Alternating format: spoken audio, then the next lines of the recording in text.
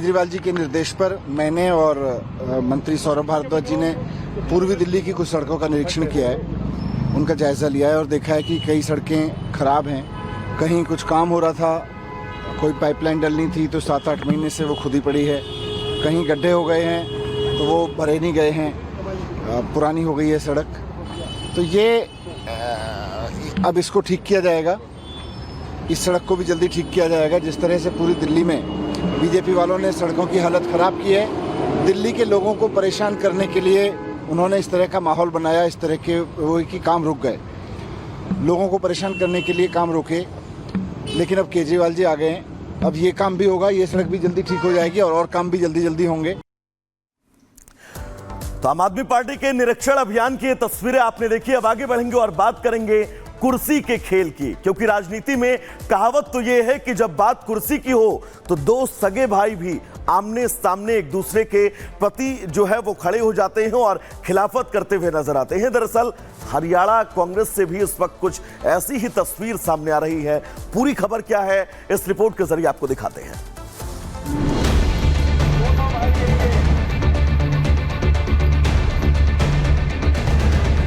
हरियाणा में खूब हल्ला मचा है, अब कौन मुख्यमंत्री बनेगा।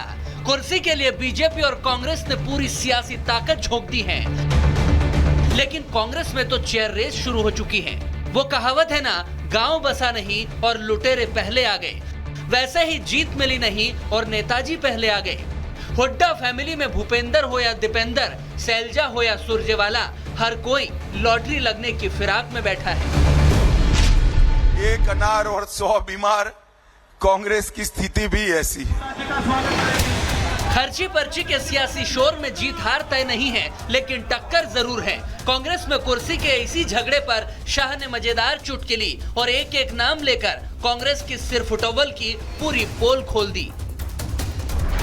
हुड्डा साहब कहते हैं मैं मुख्यमंत्री बनूंगा, अब उनके युवराज भी तैयार हुए, कहते हैं पिताजी आपकी उम्र हो गई, मुझे बनने दो।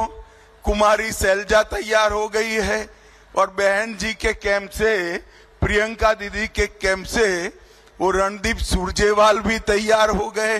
भैया काहे को झगड़ रहे हो? ना आपका बहुमत आना है, ना आपका मुख्यमंत्री बनना है, मुख्यमंत्री भारतीय जनता पार्टी का। बीजेपी रिपीट या हरियाणा में कांग्रेस हिट, ये तो 8 अक्टूबर को पता चलेगा। लेकिन शाह का तंज यूं ही नहीं है।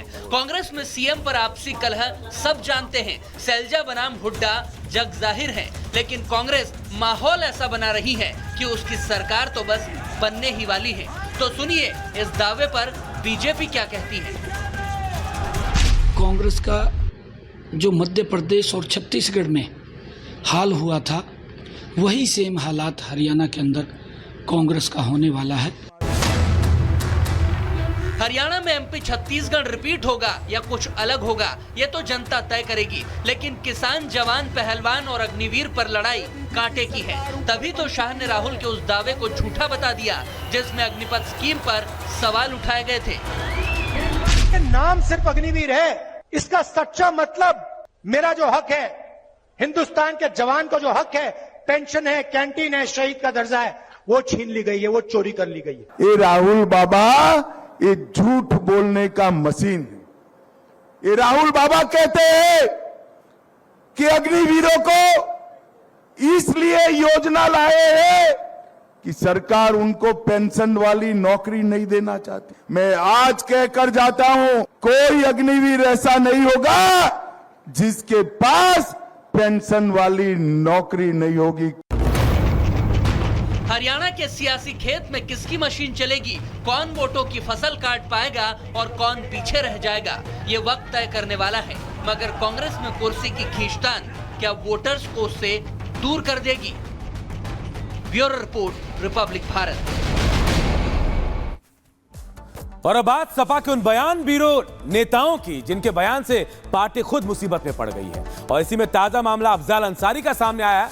उन्होंने कुंभ को लेकर संतों पर जो अनर्गल बयान दिया, वो पार्टी के लिए गले की हड्डी बन गई है। रिपोर्ट आप सबको दिखाते हैं।